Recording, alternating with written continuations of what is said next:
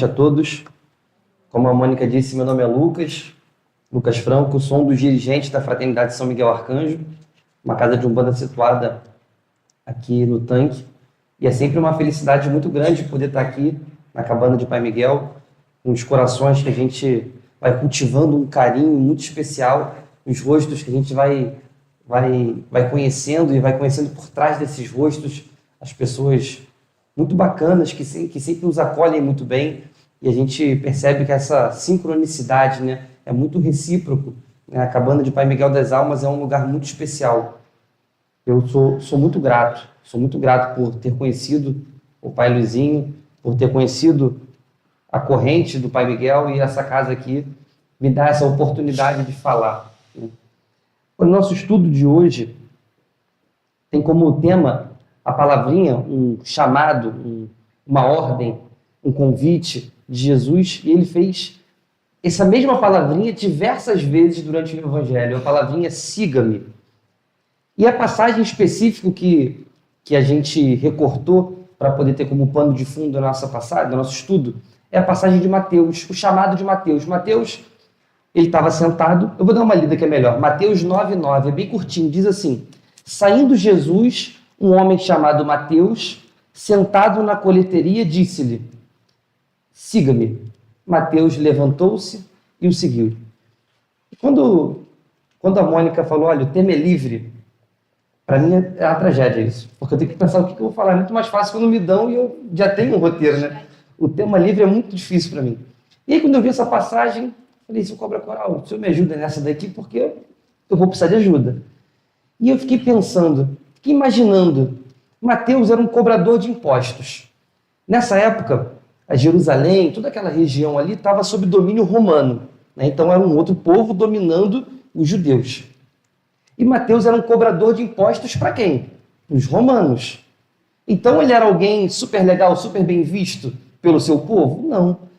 Os publicanos, os cobradores de impostos, eram vistos como traidores. Ele era alguém que não era bacana. Ninguém queria andar com Mateus. E aí Jesus passa e fala, siga-me. Ele levanta e segue. Eu fiquei uns 15 minutos tentando imaginar isso. Quando a gente vê o The Chosen, é legal porque a gente vai dando rostinho para as pessoas, né? Então, o Mateus tem um rostinho, o Jesus tem um rostinho, fica legal para a gente ter esse padrão. The Chosen é uma série, vale muito a pena assistir, porque vai trazendo forma, vai trazendo corpo para os personagens bíblicos, né? Ela não está exatamente ancorada ali na letra do Evangelho, no preto no branco, mas é bacana porque dá uma conotação muito legal. E é interessante porque quando eu estava procurando outras passagens, Jesus fala siga-me um monte de vezes. Jesus veio para ficar aqui 3 anos falando siga-me, siga-me, siga-me. Alguns seguiram, outros não seguiram. E é interessante porque Mateus era publicano. Jesus fez isso com o chefe dos publicanos. Uma musiquinha pentecostal dos nossos irmãos evangélicos, muito legal, como o Zaqueu, eu quero subir, todo mundo já deve ter ouvido, né? Quem era o Zaqueu? Zaqueu era o chefe dos publicanos. Então ele chamou Mateus, mas também chamou o chefe de Mateus. E conta a lenda, né, a história, a tradição, que Zaqueu era um homem muito baixinho, talvez bem baixinho mesmo. E aí todo mundo procurando ali enxergar Jesus, ver como era Jesus, Zaqueu sobe em cima da árvore e lá de cima ele vê Jesus. Jesus naquele empurra, olha para Zaqueu e fala, Zaqueu, desce porque eu vou jantar na tua casa. Então daí que vem a musiquinha, como Zaqueu, eu quero subir o mais alto que eu puder para te ver. Então Jesus, nessas andanças, ele não tinha problema nenhum com quem era mal visto, com quem era mal falado. Não era um problema para Jesus andar com quem tinha uma má fama ou qualquer coisa desse sentido.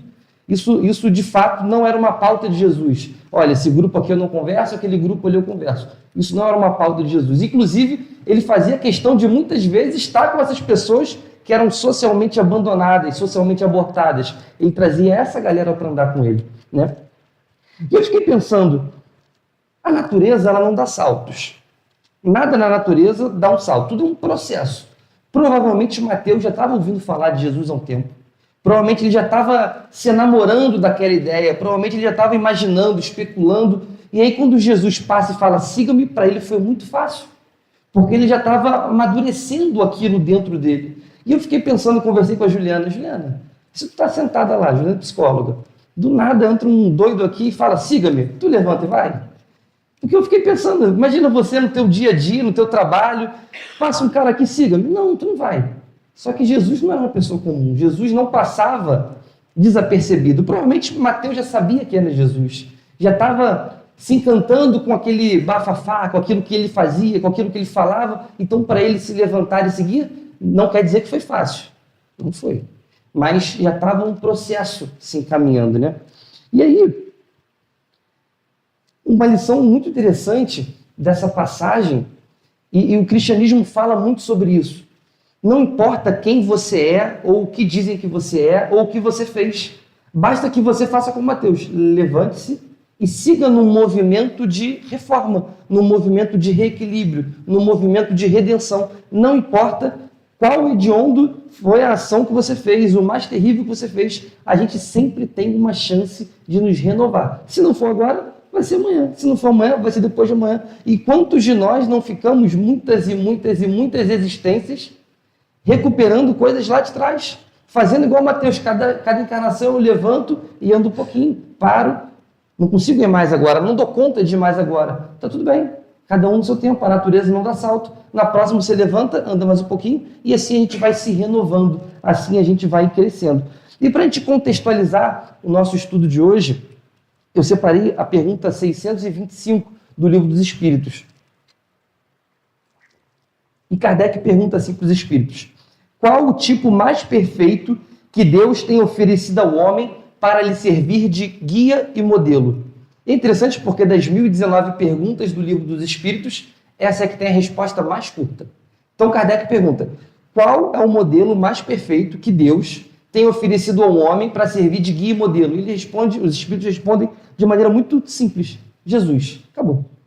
Então Jesus é o nosso modelo e o nosso guia. O que representa Jesus ser o nosso modelo e o nosso guia? O que é o modelo? Pensa em um artista. Ele vai pintar um quadro. O modelo é quem fica lá parado para ele copiar. Então Jesus é o nosso modelo. Quando eu estiver numa encruzilhada, numa indecisão, estou perdido, eu tenho que sentar e falar assim: caramba, o que Jesus faria? E a gente, na Umbanda, uma vez, conversando com uma entidade de Umbanda, seu Tranca-Rua de Imbaré, ele disse algo que eu achei muito interessante. Ele falou assim: vocês umbandistas saem na frente e não percebem, porque essa oportunidade de vocês conversarem diretamente com a espiritualidade, nem todas as religiões oferecem isso. Talvez a gente tenha tanta dificuldade de encontrar o caminho certo que o Papai do Céu falou assim: agora você vai encarnar na Umbanda, porque agora tu vai ouvir, querendo ou não tu vai ouvir, né? Talvez seja isso, não sei. Então, quando eu tiver com dúvida, eu vou lá conversar com o Pai Miguel, eu vou lá conversar com a entidade, porque ela vai me dar um padrão de referência cristã. Porque o que é, se não puro cristianismo, o que os nossos irmãos Exus, pombagiras, caboclos, pretos velhos, crianças falam? É o puro cristianismo interpretado de forma que atinge direto ao coração. Uma vez no livro Brasil, Coração do Mundo, Pátria do Evangelho, Humberto de Campos vai dizer que os caboclos falam com a língua engrolada, mas conhecem os laços místicos que nos levam ao coração. Então está lá o caboclo falando um monte de expressão que a gente não entende, mas ele está falando direto ao teu coração. Então a gente tem essa oportunidade de ter esse modelo vivo, falando com a gente, conversando com a gente, nos abraçando, nos tocando. E o que vem a ser o guia? O guia pensa num professor de educação física. Ele vai olhar: caramba, Lucas tem que perder peso, Lucas está com sobrepeso. Lucas, qual a tua capacidade física? Então eu vou fazer uma série de acordo com a capacidade física do Lucas, de acordo com os objetivos que ele quer alcançar. E ele vai ficar do meu lado. Vamos embora, mais uma. Isso aí, você consegue. Ele pode levantar o supino para mim? Não pode. Mas ele vai falar: essa carga aqui é o bacana para a gente começar. Daqui a 3 semanas a gente bota mais uma anilha e eu vou ficar aqui do teu lado. Vamos embora, falta mais uma. Você consegue. Esse é o guia. É aquele que conhece o caminho, ele conhece o percurso. Quando você vai fazer uma viagem, você vai contratar, fazer uma trilha.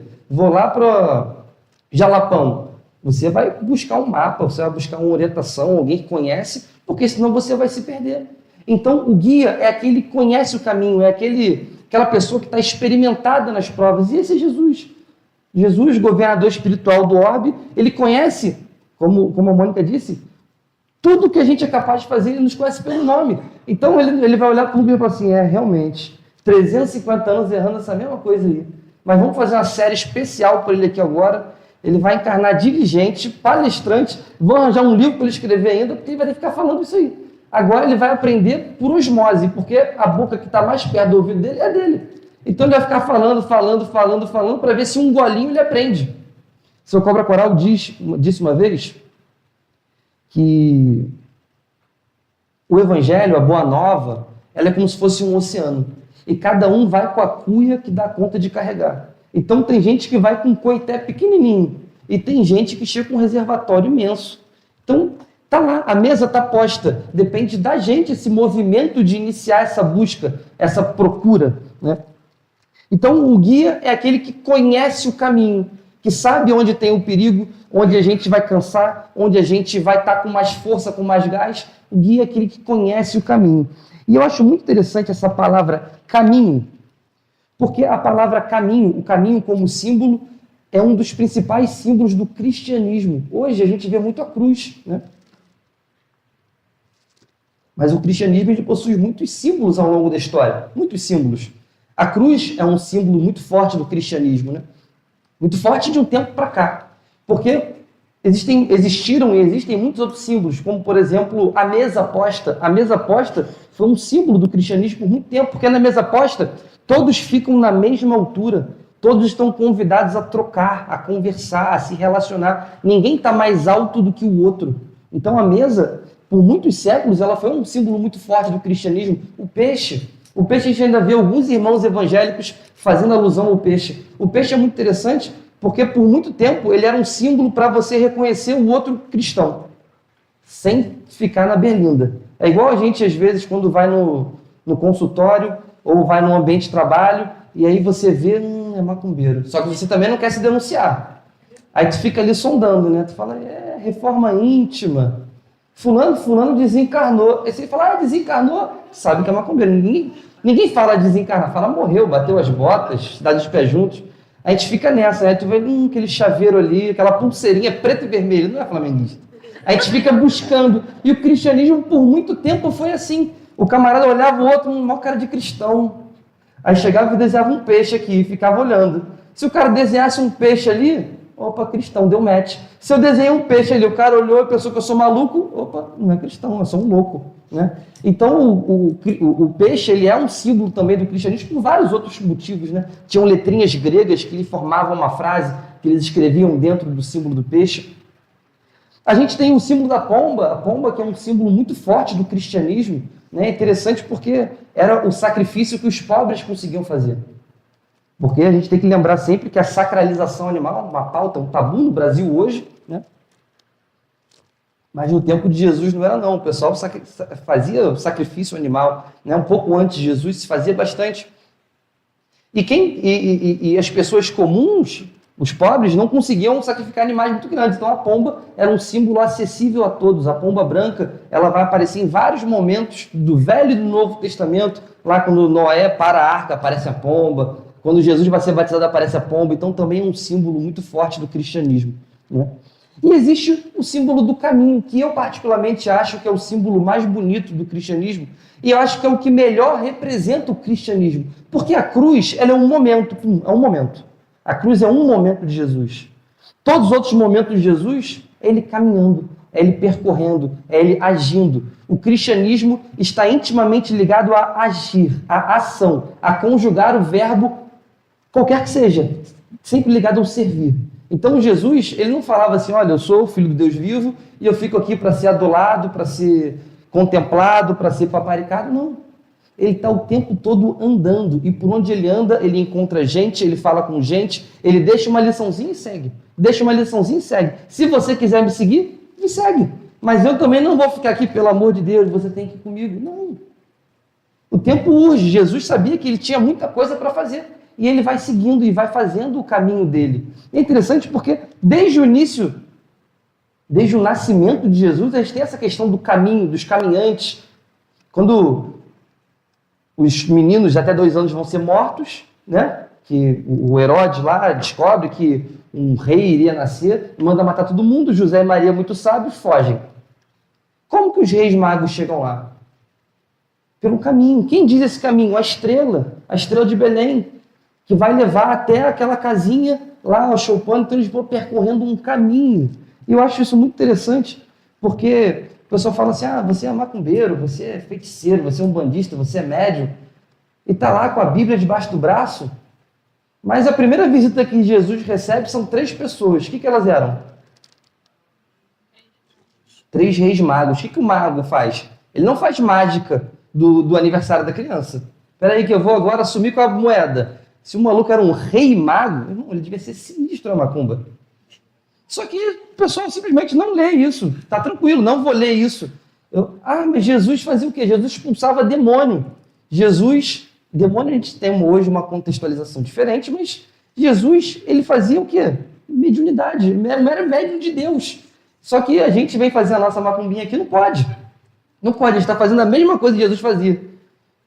E eu acho muito interessante porque Jesus deixava também uns ganchos de polêmica para o futuro. Então, quando ele vai lá curar o cego, ele cospe no chão, pega aquela lama e coloca no olho. E aí, aquilo ali é lama, aquilo ali é saliva, aquilo ali é fluido cósmico universal, é ectoplasma, o que é aquilo ali?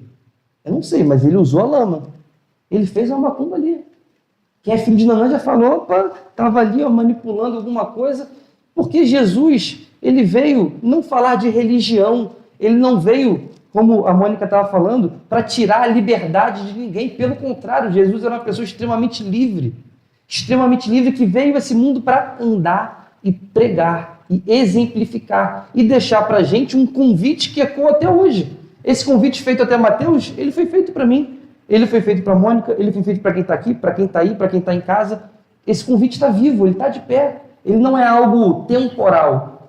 Esse convite ele não é algo momentâneo, ele não é algo para o povo de Israel de 2000 anos atrás, não é. É um convite vivo que está aí para a gente seguir. E é interessante porque essa questão do caminho, os primeiros cristãos, eles eram conhecidos como homens do caminho.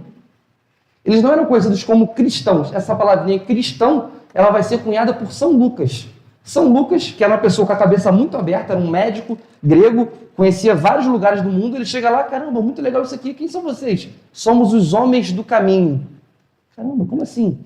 Os homens do caminho, a gente segue o caminho de Jesus. Então a gente segue Jesus. Aí Lucas, um cara muito esperto, fala assim, mas caminho tem muitos caminhos. Vocês seguem um caminho específico, vocês seguem uma pessoa específica. Então vocês não são os homens do caminho, vocês são os cristãos. E aí daí nasce o cristianismo. A gente vai ter isso muito claro e muito bonito, talvez o livro mais bonito, o romance mais bonito produzido na humanidade, Paulo e Estevão. E ali ele vai descrever a casa do caminho, que hoje todo mundo bota de nome do seu centro espírita, Casa do Caminho, Mansão do Caminho, instituições muito bonitas, que visam e que buscam reviver aquela casa do caminho. O que era a casa do caminho? Então Jesus morreu, crucificado, terceiro dia apareceu, fica ali uns 40 dias aparecendo e sumindo, que é o período de Pentecostes, né? E aí, durante esse período, ele vai alinhando as estratégias de divulgação, ele vai preparando os seus apóstolos, aqueles que ainda não estão muito firmes no caminho, ele vai ajustando, e quando ele vai embora de vez, entre aspas, porque ele está aqui o tempo todo, esses primeiros apóstolos que estão ali mais perto, muitos já se dissipam e vão para Antioquia, vão para outras regiões ali do norte da África, Oriente Médio pregar. Mas ali fica um grupinho em Jerusalém em torno da casa de Pedro, de São Pedro. E ali na casa de São Pedro eles começam a fazer a Casa do Caminho. O que era a Casa do Caminho? Era um local onde se fazia a pregação do Evangelho e se vivenciava o Evangelho. Então não era palestra e vai embora. Era palestra e fica aqui. Fica aqui por quê? Porque você não tem para onde ir às vezes. Hoje a gente muitas vezes subverte essa lógica. A pessoa está faminta, ela chega numa instituição, o que ela recebe? Palestra. Pô, mas ela quer pão. Os homens do caminho faziam essa lógica muito mais acertada. Se você quer pão, vou te dar pão, depois eu te dou instrução. Só que se você precisa de pão e eu te dou instrução, não combina muito. Então, a Casa do Caminho, a casa de Pedro, ela se transforma num mini hospital. Tem uma passagem ali que eles estão com um problemão, que eles estão com, agora não vou lembrar exatamente o nome, mas eram 49 ou 47 ou 30 e tantos doentes dentro da casa de Pedro. E eles falam assim, caramba, a gente não está conseguindo nem mais pregar, porque tem tanto doente, tem tanto moribundo aqui, e o que talvez a gente, na nossa cabeça hoje, faria? Então manda todo mundo embora e vamos pregar, porque pregar é o mais importante. Não, eles dão um jeito, vamos definir 7 pessoas que vão ficar aqui cuidando dessa galera e vamos definir a galera para palestrar, e depois eles vão fazendo um rodízio, porque eles entendiam que cristianismo e ação, o cristianismo sem ação não é cristianismo. Cristianismo é ação. Então eles conseguiram compreender isso muito bem. Esses eram os homens do caminho. E hoje nós também somos homens e mulheres do caminho. E graças a Deus, nesses planejamentos encarnatórios de hoje em dia da gente, a gente não precisa mais dar testemunhos como aqueles primeiros homens do caminho. Porque aquela galera era apedrejada, aquela galera era crucificada, aquela galera virava comida de leão. Hoje, o nosso testemunho não é mais de morte. Nosso testemunho é de vida. É a gente buscar viver a vida de acordo com Jesus, de acordo com o ensinamento de Jesus, mesmo sabendo que a gente erra pra caramba. Mas Jesus, em momento nenhum, falou assim, olha, os meus seguidores serão conhecidos por não errarem. Ele não fala isso. Porque o líder do colégio apostólico, São Pedro, tu és pedra, sobre ti construirei a tua igreja, ele foi, depois de Judas, o primeiro a trair Jesus. Jesus fala assim, Pedro, abaixa tua bola aí. Porque Pedro era muito intempestivo, né? Quando Jesus fala assim, olha, alguém vai me trair, Pedro já fica cheio de fogo na venta. Devia ser filho de Xangô mesmo, cunhação, alguma coisa dessa, né, pessoal? Esses comentários que a gente vai ouvindo aí de padrão de comportamento com orixá. E aí, não, isso é um absurdo, alguém vai te trair? Ô, Pedro, abaixa tua bola aí. Que antes do galo cantar, tu vai me trair não uma, mas 3 vezes. Outro dia eu vi um camarada contando que se o galo não cantasse, Pedro ia estar traindo até hoje. Que Pedro trai uma, trai 2, trai 3, quando ele trai a terceira, o galo canta, ele pum, aí bate aquela onda, bate aquele remorso, ele senta e fala assim, o que eu fiz? Se o galo não tivesse cantado, talvez ele tivesse ido embora até hoje. Né? Mas o galo canta, e Pedro fica com aquele pipinão na cabeça dele, o que eu faço com isso? E aí Jesus vai lá e faz as pazes com ele, entre aspas, porque Jesus não ficou chateado, Jesus não se surpreendeu. Jesus sabe do que cada um de nós somos capazes, para o equilíbrio e para o desequilíbrio. Está tudo planejado, está tudo mapeado. A gente que é tão imperfeito consegue muitas vezes na gestão anteceder algumas coisas. Imagina uma gestão cósmica de uma galáxia, de um planeta. Né? Mas tem alguns desenganos que são importantes a gente sempre ficar atento. A gente sempre fica atento, porque por muitos períodos históricos o cristianismo se afastou profundamente do Cristo. E a gente tem que entender que cristianismo é um movimento humano. Cristo é o nosso modelo e guia. E eles não necessariamente são a mesma coisa. Uma vez perguntaram para o Chico Xavier, o que vai ser do espiritismo no futuro? Pensando que ele ia vir com uma previsão maravilhosa, incrível, galáctica, né? Que hoje tanto fazem com o nome dele. E aí ele fala, o espiritismo vai ser o que os espíritas fizerem dele. Talvez é uma pergunta, a resposta mais sensata, porque existe um planejamento para o espiritismo. Só que se os espíritas começarem a inventar moda, aquele planejamento não vai ser cumprido. Será que o planejamento da Igreja Católica era, de fato, Inquisição, fogueira, cruzada? Com certeza não. Com certeza não. Então, o cristianismo, por muito tempo, ele se afastou profundamente do Cristo. Mas a gente tem que entender que o Cristo, a mensagem central, ela se manteve intacta. A semente é boa. O solo, que talvez estava recebendo aquela semente, que não compreendeu, não tinha maturidade para dar vazão àquele propósito. E muitas vezes deixou com que o ego, que a vaidade, a ganância, coisas que a gente é muito bom em ter e fazer, passassem por cima, passassem à frente dessa mensagem. Né? Outro dia eu vi um camarada falando que, ele até brinca assim, JC é um cara muito legal. O que ferra, ele não usa a palavra ferra, é o fã-clube. E é verdade. Jesus Cristo, ele tem um modo de agir. O fã-clube dele, outro modo de agir. E outro dia eu estava vendo um pastor, eu achei muito lúcido, ele estava falando assim, o maior desafio do cristianismo hoje, isso serve. Ele está fazendo um exercício de meia-culpa, ele está olhando para dentro de casa. Mas isso serve para todas as caixas cristãs. Porque Jesus não fundou a igreja católica, igreja evangélica, espiritismo. Jesus, ele não falou de religião. E essa fala desse pastor, ela serve para todos aqueles que buscam seguir esse caminho. Ele fala, Jesus hoje está na rede social, Jesus está no adesivo do carro, Jesus está na faixinha na cabeça, Jesus está nos lábios, mas Jesus não está nas ações. Ele continua dizendo, o maior desafio para o cristianismo nesse século é cristianizar os cristãos. Então é a gente olhar para aquele caminho e falar assim, caramba, será que esse caminho que eu estou seguindo aqui é o mesmo caminho que ele me apontou lá atrás? Porque a gente tem que tomar muito cuidado com isso. Muito cuidado, porque às vezes a gente acha que está no caminho que é o caminho que foi apontado, mas não é. Porque a gente está cego. Muitas vezes a nossa vaidade, a nossa prepotência. E aí é interessante porque veio muita gente boa de seguir esse caminho ao longo do tempo. E a gente é só olhar para essas pessoas que servem como modelos mais próximos de nós. Olha, em todas as religiões, porque não é necessariamente, você não necessariamente precisa se dizer cristão para seguir o caminho do Cristo. Na codificação vai estar, todo aquele que segue a bandeira da caridade é por si cristão, mesmo que professe outra forma de fé. Então, caramba, olha quantas pessoas, olha lá um Siddhartha Gautama, olha um Yogananda, irmãos do lado do Oriente que vieram em outras caixas culturais, olha o exemplo deles, é o exemplo do Cristo. Ah não, eu sou católico, aqui pertinho da gente, irmã Dulce, Madre Teresa, São Francisco, Santa Teresinha. Não, sou um bandista, lá está o Zélio, a Zilmeia. Tem tanta gente aí, todas as religiões, tem uma galera. Só que a gente, às vezes, sabe que não está no caminho certo, mas a gente quer se enganar, a gente quer... E aí você vai abrir o Instagram, você vai ter hoje, de maneira muito forte, a teologia da prosperidade, que vai dizer pra gente, e quer que a gente acredite, de tanto ficar repetindo, a gente acaba acreditando que quanto mais dinheiro você tiver, mais significa que Jesus está te honrando, ou que Deus está te honrando, criando um padrão de comparação que, caramba, São Francisco de Assis não foi honrado, então, por Jesus, nem Chico Xavier. Porque não tinham esse padrão de Deus vai te honrar, está vindo uma glória para a tua casa, e a glória é sempre dinheiro. Sempre dinheiro, sempre dinheiro. Lucas, dinheiro é ruim? Não, dinheiro é bom pra caramba. Dinheiro é maravilhoso, desde que você comande ele, não ele te comande.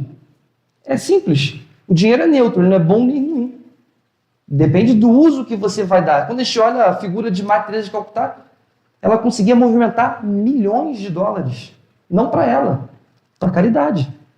Só que muitas vezes a teologia da prosperidade, a gente não pode se enganar com isso. Porque de tanto ser repetido, você fala assim, caramba, minha vida espiritual está uma porcaria.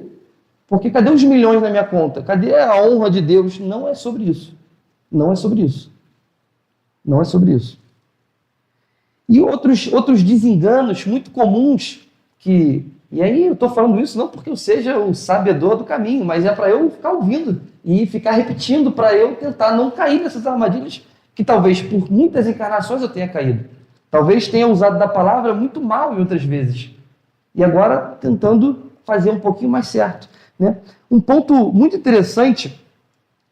Lucas, por que, já que tem esses equívocos, já que se sabe que o cristianismo não tem nada a ver com cruzada, não tem nada a ver com fogueira, não tem nada a ver com enriquecer o bolso de A, B ou C, por que a gente não bota? Por que Jesus não pega todo mundo, ó, pessoal, é o seguinte, eu voltei, estou aqui, beleza? Faz um cego, faz um poder para convencer todo mundo, senta aí que eu vou falar a verdade para vocês e só sai daqui quando tiver todo mundo afinadinho. Por que não faz isso? E uma vez perguntaram isso para Sócrates, não com Jesus, obviamente. Sócrates estava lá dando uma aula de várias coisas, e aí um jovem, um estudioso, falou assim, Sócrates, por que a gente não pega todos os governantes da Grécia, bota todo mundo num anfiteatro, e você fica falando, e só pode sair quando todo mundo tiver combinado que tem que fazer certo. E aí Sócrates pensou, e falou assim, a minha mãe era uma ótima parteira. A minha mãe foi a melhor parteira que eu conheci. Mas tinha um parto que a minha mãe não podia fazer. Era o parto de alguém que não estivesse grávida. Então, é aquela história do Mateus. Mateus não simplesmente levantou e seguiu. Ele já estava grávido daquelas ideias. É um processo, a natureza não dá salto. Eu não posso chegar e falar assim, o caminho de Jesus aqui, vou fazer um triatlo aqui, uma maratona, vou correr em linha reta 42 km. Não é assim. É gradativo, pouquinho a pouquinho, eu tenho que ir amadurecendo. Eu vou cair, vou levantar, vou andar mais um pouquinho, vou estacionar. vou andar mais um pouquinho daquele lado da estrada que é mais fácil para mim, depois eu volto para aquele que é mais difícil. Não dá para eu forçar alguém a querer ter essas ideias. As pessoas precisam estar grávidos, desejosos, esperando e namorando essa ideia, para que ela possa nascer na hora certa. E Jesus, ele pacientemente vai colocando a sementinha dele. O que eu acho muito interessante, porque Jesus, ele fala sobre isso. Ele fala sobre um semeador que saiu a semear. De quem ele está falando? Ele está falando dele mesmo. Ele vai dizer assim: certo homem saiu para semear. Enquanto semeava, uma parte das sementes caiu à beira do caminho e os pássaros comeram. Outra parte caiu no meio de pedras, onde havia pouca terra. Essas sementes brotaram depressa, pois a terra não era funda. Mas quando o sol apareceu, elas secaram, pois não tinham raízes. Outra parte das sementes caiu no meio de espinhos, os quais cresceram e a sufocaram. Uma outra parte ainda caiu em terra boa e deu frutos, produzindo 30, 60 e até mesmo 100 vezes mais do que se tinha plantado. Quem pode ouvir, que ouça. Então, Jesus, a questão dele é botar a sementinha. Botou a sementinha, ele segue o caminho. Botou a sementinha, segue o caminho. Nossa questão é cuidar dessa terra, é tentar proteger essa terra, é tentar entender o que essa semente precisa, que nem a mãe estava falando, o que ela precisa de adubo, de água, o que essa semente precisa. Eu preciso perdoar mais, eu preciso diminuir o meu orgulho, eu preciso me colocar, me posicionar, fazer a minha vontade, porque às vezes a gente acaba também confundindo ser bom com ser bonzinho. E a gente vai se anulando, vai se apagando, sempre nesse objetivo de ser bom. Só que você está sendo bonzinho. Você às vezes está sendo conivente com comportamentos que não são bons para você. E a gente confunde muito o dar a outra face com ser saco de pancada. Não é nada disso. Quando Jesus fala assim, dar a outra face, é mostrar um outro padrão de comportamento. Se a pessoa está acostumada com essa face do bateu e eu vou me vingar, você vai mostrar um outro padrão, uma outra face.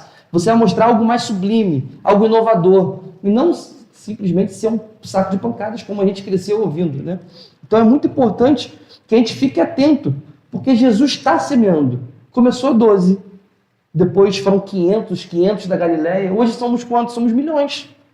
Posso dizer que nós fazemos parte disso. Tem uma galera muito mais velha que a gente está produzindo 100, 60, e tem a gente que está começando agora, produzindo um pouquinho, e às vezes naquela produção ele não produz tanto, na outra produz mais um pouquinho, mas a gente já faz parte dessa coletividade que despertou. A gente já acordou para essa necessidade. Agora é a gente buscar entender como eu faço mais e principalmente melhor. Mas não mais no sentido de produtividade, de eu tenho que produzir, não.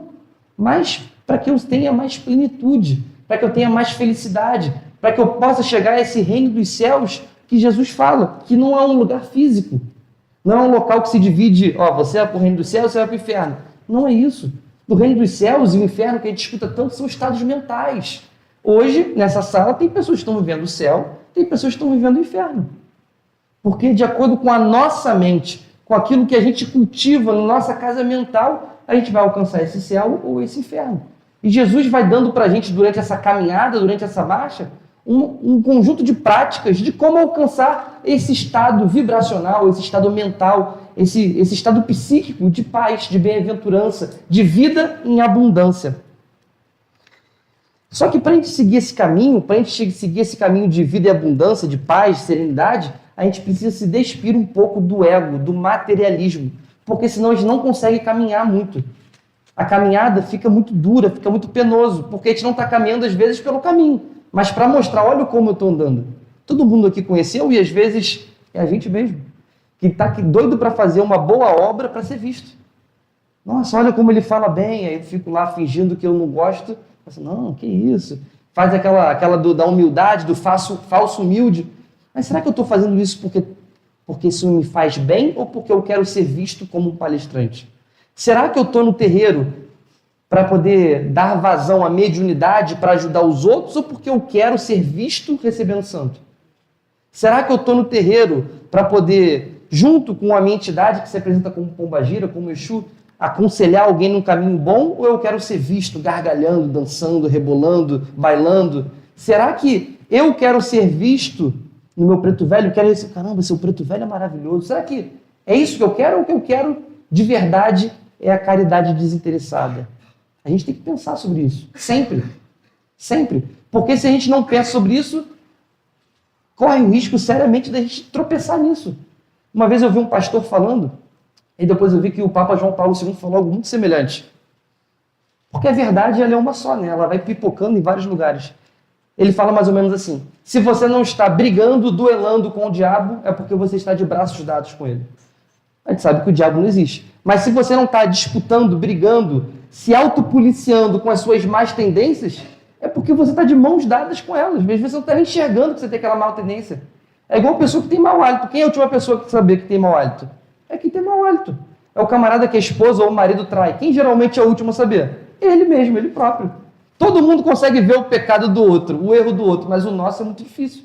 Então esse serviço de autoobservação, de autoanálise, ele é fundamental. Se não me engano, é São Tomás de Aquino que vai falar alguma coisa sobre isso no Livro dos Espíritos, ou no Livro dos Médiuns, eu não lembro agora qual obra da codificação. Que todo dia antes de dormir, ele fazia uma análise minuciosa do dia dele e tentava encontrar ali o que ele pode ter dado mole. Porque senão a gente acha que a gente é a última Coca-Cola do deserto e a gente está lá sambando com a vida dos outros, destruindo os outros, humilhando, sendo alguém agressivo, não tendo a capacidade de perdoar. Então o ego e o materialismo, ele é muito importante. A gente saber que às vezes é melhor a gente ficar fora da mesa, esperando o dono da mesa falar, ó, senta aqui, do que a gente buscar o lugar de destaque e ter que falar, irmão, desce daí que esse lugar já está reservado. André Luiz, quando ele chega lá no nosso lar, depois daquele períodozinho no umbral, ele chega cheio de boa vontade. Pô, eu quero trabalhar, e aí, como é que faz? Eu era médico, posso ajudar aqui na medicina. E aí, o que ele vai fazer? Vai varrer o chão. Será que ele queria, naquele primeiro momento, de fato, curar, ajudar a remendar o perispírito do irmão que está ali? Ou ele queria ser o doutor André Luiz? É isso que a gente tem que pensar toda vez que a gente bate a nossa cabeça no gongar. O que eu quero aqui? O que eu busco aqui? É uma frase que várias filosofias, religiões, várias escolas perguntam para os seus iniciados: o que buscas? O que você quer com isso? Você quer mais um caminho para alimentar o seu ego, a sua vaidade, ou você quer de fato servir e caminhar? É isso que a gente tem que pensar. E aí tem um ponto interessante, que é aquele camarada que fala, poxa, eu já despertei para essa questão do servir, da caridade, é maravilhoso, eu quero entrar para a corrente da cabana, pai Luizinho, eu quero entrar, mas tem algumas condições. Aí é aquela caridade condicionada, olha, eu só posso assim, só posso assado, só posso assim, só posso assado. Aquele fulano ali, pô, ele não gosta de mim, todo mundo é ruim. É o lírio do campo. Todo mundo conhece pessoas do lírio do campo, no nosso trabalho, no nosso ambiente religioso, no nosso ambiente familiar. É aquela pessoa que é cheia de não me toques, palavras machucam, tudo alguém está querendo competir comigo, está querendo ser mais do que eu. Será que essa pessoa está de fato querendo servir? Será que ela de fato está querendo servir? Jesus passou por isso. Tem um momento que ele está caminhando com os apóstolos e aí chega um garoto e fala assim, Jesus, eu quero te seguir. E ele fala assim, beleza. Você quer me seguir? Quero. Você guarda os mandamentos? Aí fala, não matarás, não adulterarás, eu cumpro tudo isso. Poxa, que maravilha. Então faz o seguinte, vai, vende o que você tem e me segue. O que o garoto faz? Igual aquele memezinho do Instagram, né? Vai tirando para trás e vai sumindo. Porque tinha muitos bens e era difícil para ele. Isso acontece várias outras vezes durante o Evangelho. Está lá Jesus andando com a galera, pregando e tal, fazendo as coisas que ele fazia. Chega um camarada, Jesus, eu quero te seguir. Então, vem, pode me seguir. Não, mas antes eu tenho que ir lá enterrar o meu pai que morreu. Jesus espera ele enterrar o pai dele? Não, ele segue. Se ele quiser mesmo, ele vai voltar correndo, vai dar o jeito dele. Jesus, eu quero te seguir. Mais um, na sequência. Jesus, eu quero te seguir. Beleza, pode vir. Não, mas antes eu quero me despedir do pessoal que ficou ali em casa. Está na Bíblia isso. Jesus espera ele? Não. Irmão, ele segue o barco. Porque cada um que tem que saber o que você é livre. Você é livre, ninguém tem que servir por condição obrigatória. Você tem que servir porque, caramba, eu olhei para a minha vida e isso é importante para a minha vida. Eu quero fazer isso. Ponto. E Jesus não ficava especulando num joguinho. Você quer? Eu vou para lá. É só você ir atrás. Ele não fica esperando. Ele não fica num joguinho de palavras. E é interessante porque isso é algo muito humano, é algo muito da gente. Né? Eu amo O Lucas. O Lucas é o melhor dirigente do mundo. O Lucas é fantástico, Mônica, tem que ver. Só que quando o Lucas fala não, meu Deus, é o pior dirigente do mundo. E é interessante, porque isso acontece no nosso casamento, isso acontece com pai e mãe, isso acontece no ambiente religioso, isso acontece em todos os lugares, porque falar não faz parte da vida. Ouvir o não do outro faz parte da vida. E o que você faz quando o outro fala um não para você? Outro dia eu vi um filósofo comentando a história da Branca de Neve. Já viram esse vídeo? Ele fala que a história da Branca de Neve que a gente conhece pela Disney, ela é muito diferente da história real. E ele fala mais ou menos assim: a história real, a relação principal é da madrasta com o espelho. E aí ele vai contar assim: o reino está em paz, a madrasta está em paz, todo mundo em paz. A madrasta chega todo dia de manhã, espelho, espelho meu, existe alguém mais bela do que eu? O espelho fala não. Quando o espelho fala não, a madrasta está em paz, o espelho está em paz, a Branca de Neve está em paz, o reino está em paz. No dia seguinte, espelho, espelho meu, existe alguém mais bela do que eu? Não, madrasta em paz, espelho em paz, reino em paz, Branca de Neve em paz. No dia seguinte, espelho, espelho meu, existe alguém mais belo que eu? Sim, Branca de Neve. E aí começa o problema. A madrasta vira bruxa, ela quebra o espelho, contrata um caçador, taca fogo no reino e manda matar a Branca de Neve. Quem você se torna quando te dizem não? Porque é da função do pai Luizinho falar não. É da função do teu marido, da tua esposa, às vezes falar não. Da tua mãe, do teu pai, falar não, do teu chefe. É tua também, muitas vezes você vai ter que falar não. E a gente tem que ter maturidade para falar, não, poxa, Jesus foi muito grosso comigo. Eu só queria enterrar meu pai, pô. Fica tranquilo, é mais 4 dias de caminhada, mas para ir, 3 dias de rito fúnebre, mais 4 dias para voltar. Pô, Jesus não podia ficar 15 dias me esperando, não? Poxa, eu só queria me despedir do meu pai. Que meu telefone acabou, eu tenho que ir no orelhão, WhatsApp, tá sem internet. Hoje em dia é muito mais fácil, eu mando WhatsApp, né?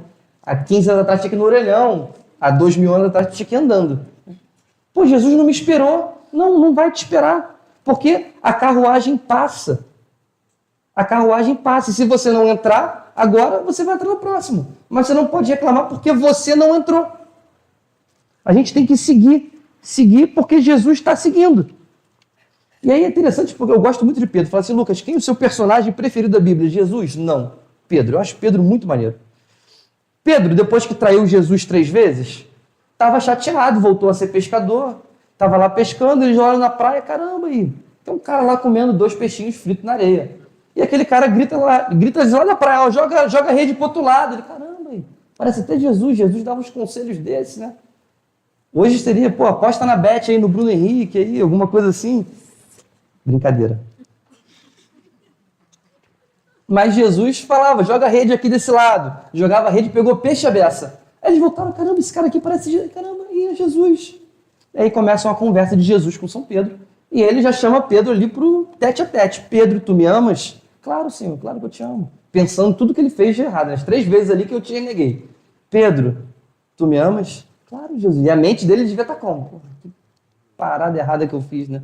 E aí ele vai no sobrenome, igual a nossa mãe quando tá brava com a gente. Simão Pedro, tu me amas? Aí ele começa a chorar. Claro que eu te amo e tal, não sei o quê. O que Jesus fala para ele? Calma, pô, tadinho, não. Jesus dá uma ordem para ele, apacenta as minhas ovelhas. A gente não tem tempo para ficar chorando pelo leite derramado. Continua trabalhando, você vai se reequilibrar no trabalho. O segue-me dá lição de movimento. É movimento, Pedro, não fica parado nessa culpa, não. Anda, apacenta as ovelhas. E aí, tu pensa que está tranquilo? Não, Pedro estava sempre pronto para dar mais um deslizezinho. Chegou João. João era o apóstolo amado, era um garoto. E João chegou e, caramba, Jesus, pum, sentou no lado de Jesus, abraçou Jesus. Pedro ficou chateado. Pô, mas está mandando eu fazer isso aí? E ele? Isso está no Evangelho. Jesus olha para Pedro e fala, segue-me tu. O que ele está querendo falar com isso? A tua missão é essa, a dele é outra. Então, se você está na função, no centro espírita, na casa de Umbanda, no templo budista, se você está em missão na clínica, na escola, porque para Deus não existe diferença entre o templo e a oficina.